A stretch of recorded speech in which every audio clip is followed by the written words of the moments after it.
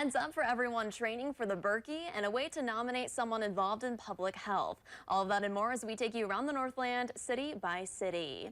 We start in Wisconsin, where the Department of Transportation is making a change they hope will attract more school bus drivers. They're waiving the portion of the test that has applicants identify engine parts until November of 2024.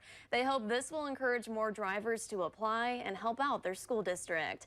Next, we head to Hayward, where the American Birkebeiner Ski Foundation posted on their Facebook page today that all trails are closed until further notice. They received a bunch of rain yesterday and the trails are soft, so they're asking everyone to stay off until they can get cooled down and fixed up. They'll keep you updated on the latest. And we wrap up in St. Louis County. They're seeking nominations to honor people or groups who have made a significant effort to improve the health of residents or communities. Winners will be selected based on their leadership, public health contributions, and advocacy. March 10th is the deadline to submit nominations. The Public Health Achievement Awards will be presented April 4th. We have nomination instructions on our website. And if there's something going on in your neighborhood that you think we should know about, send us an email and it might be featured as we take you around the Northland city by city.